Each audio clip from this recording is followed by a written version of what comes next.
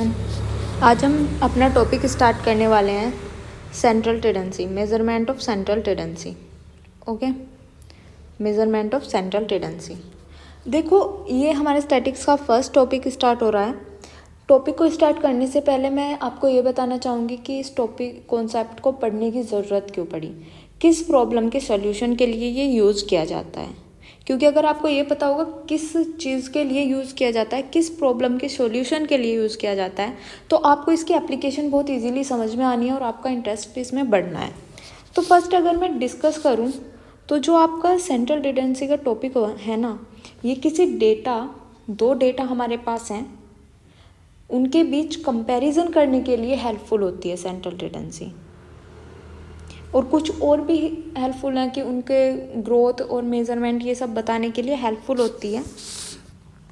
तो अगर हम बात करें उसकी डेटा की कैरेक्टरिस्टिक्स बताने में भी हेल्पफुल होती है। लेकिन देखो, मैं आपको एक एग्जांपल से बताती हूँ। एक कॉलेज, माना कोई कॉलेज है, उस कॉलेज में 2 क्लास हैं, सेक्शन 9th क्लास है, उसके 2 सेक्शन हैं। सेक्शन ए है और सेक्शन बी है। सेक्शन ए में है 10 स्टूडेंट, सेक्शन बी में है 15 स्टूडेंट। सेक्शन बी के बच्चों ने का जो रिज़ल्ट आया, तो टोटल बच्चों के जो ओवरऑल मार्क्स आए वो आए 300, सब बच्चों के मिला के। यहाँ पे बच्चों के ओवरऑल मार्क्स आए 150। ओके, सारा डाटा प्रिंसिपल के पास गया। प्रिंसिपल ने कहा, दोनों क्लास टीचर अलग अलग थे। प्रिंसिपल ने अपने असिस्टेंट को कहा कि मुझे इनमें कंपैरिजन करके बताओ कि कौन सी क्लास की अच्छी परफॉर्मेंस है। तो जो असिस्टेंट था उसने कहा, सर ठीक है, जो क्लास ए है उसके जो टॉपर बच्चा है उसके हाई मार्क्स हैं एज कंपेरिजन टू बी वाले के लो मार्क्स हैं जो टॉपर है। मतलब दोनों में टॉपर बच्चे हैं जिनके सबसे अपने सेक्शन में सबसे ज़्यादा मार्क्स आए हैं, लेकिन बी वाले के उस ए वाले बच्चे से ज़्यादा मार्क्स, ए वाले के बी वाले से ज़्यादा मार्क्स हैं जो टॉपर है। तो हम कह सकते हैं कि ए वाले अच्छी परफॉर्मेंस है ए वालों की। प्रिंसिपल ने कहा, ठीक है, तुम्हारे हिसाब से ठीक है, बट एक बात बताओ, हमने टॉपर को तो देख लिया, लेकिन हमारे जो और बच्चे हैं, कौन सी क्लास में ज़्यादा बच्चे पास हुए हैं, कौन सी में कम पास हुए हैं, बच्चों ने ज़्यादा मार्क्स किस क्लास में अटेंड किए हैं और किस में कम किए हैं, उसका कैसे पता लगेगा। तो इसकी कमी है यहाँ पे, और तरीके से कंपैरिजन करो। तो फिर जो था उनका असिस्टेंट, उसने कहा, ठीक है, तो मैं बच्चों के नंबर देख लेता हूँ। इसमें 6 बच्चे पास हो रहे हैं, इसमें 7 बच्चे पास हो रहे हैं, तो इस हिसाब से बी अच्छा है, बी की परफॉर्मेंस अच्छी है। प्रिंसिपल ने कहा, ऐसा कैसे भाई, ए 10 पे 150 नंबर मिल रहे हैं 10 बच्चों को ओवरऑल, और यहाँ पे 50 को 300 मिल रहे हैं। तो आप नंबर, बच्चों के पास होने के नंबर के अकॉर्डिंग कैसे कंपैरिजन कर सकते हैं। यहाँ पे भी कुछ ना कुछ कमी है। अच्छे से कंपैरिजन करो कि हम परफेक्टली कह सकें कि ये क्लास अच्छी है और ये इसका परफॉर्मेंस डाउन है। हर एक फिनोमिना लेके चलना है। तो असिस्टेंट थोड़ा सोचा और उसने कहा, ओके, हमारे पास एक तरीका है, सेंट्रल टेंडेंसी। मतलब हम एक सेंट्रल वैल्यू निकालेंगे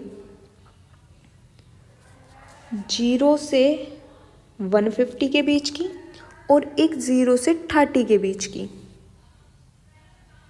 जो इसके हर एक बच्चे के लिए अलॉट की जाएगी।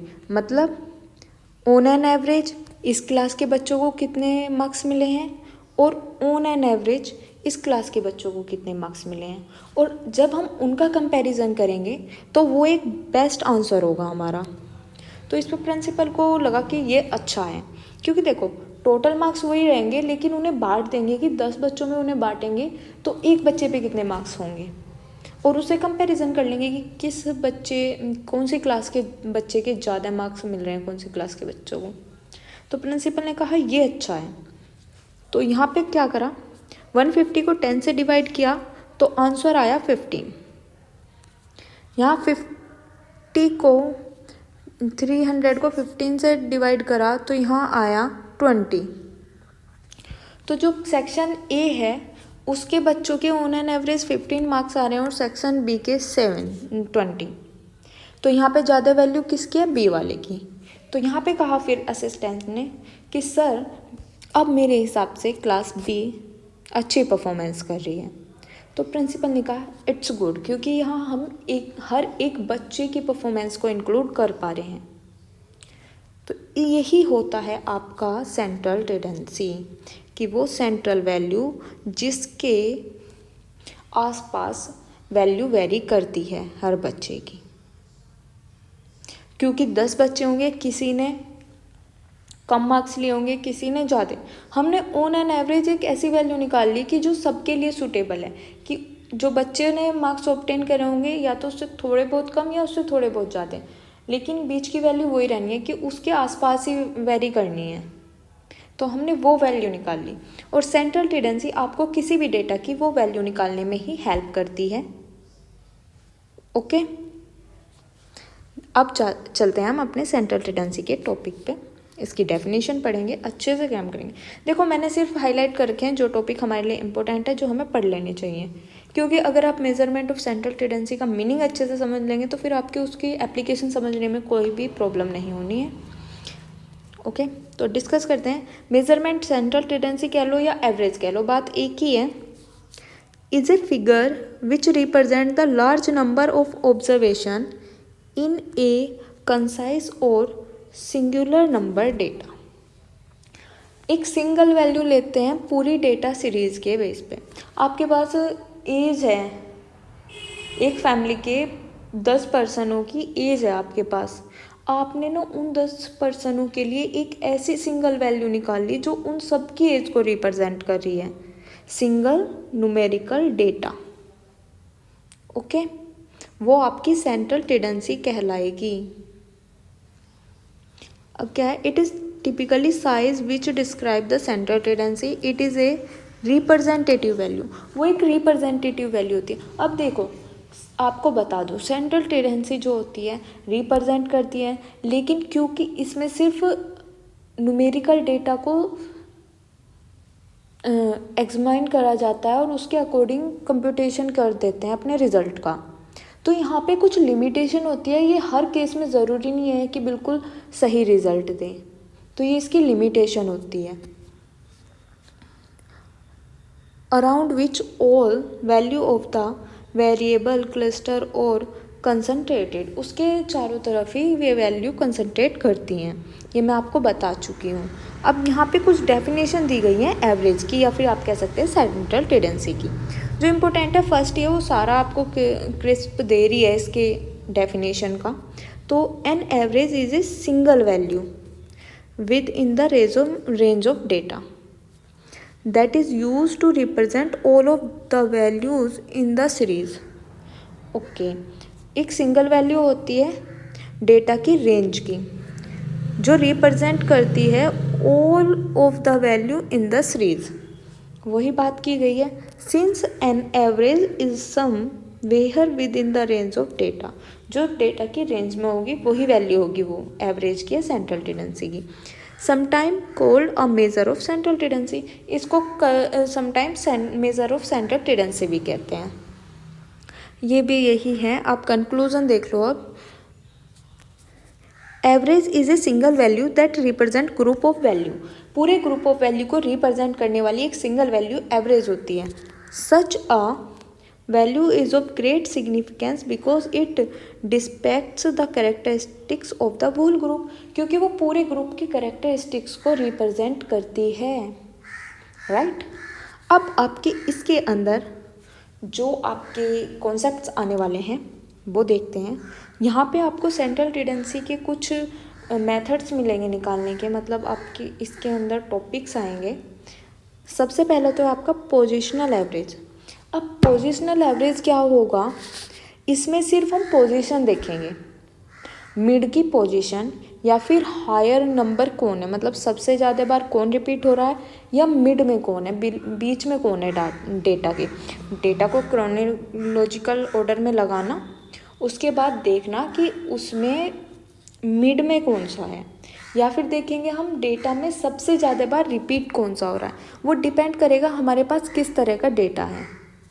ओके, तो ये पोजिशनल एवरेज होंगे, यहाँ पे मीडियन और मोड हम कंप्यूट करेंगे। उसके बाद मैथमेटिकल एवरेज आएंगे। यहाँ पे क्या होगा, ये पूरी सीरीज़ को लेके चलेंगे, पूरी सीरीज़ पे अपना मैथमेटिकल ट्रीटमेंट करेंगे, देन आपको मिलेगा रिजल्ट। यहाँ पे होगा आपका अर्थमेटिकल एवरेज और mean, geometrical mean, harmonic mean और क्वाड्रेटिक मीन। ये कॉन्सेप्ट हम यहाँ पे पढ़ेंगे। अब इससे बाद में आता है बिजनेस एवरेज। अगर हम बात करें बिजनेस एवरेज की, तो इसमें मूविंग एवरेज, प्रोग्रेसिव एवरेज और कंपोजिट एवरेज ये आएंगे। तो देखो, ये वाले टॉपिक तो रिलीवेंट नहीं है, सिर्फ मैंने आपको बताने के लिए यहाँ पे बता दिया। बिजनेस एवरेज बिजनेस के जो होते हैं प्रॉब्लम्स, उनके सॉल्यूशन के लिए होता है।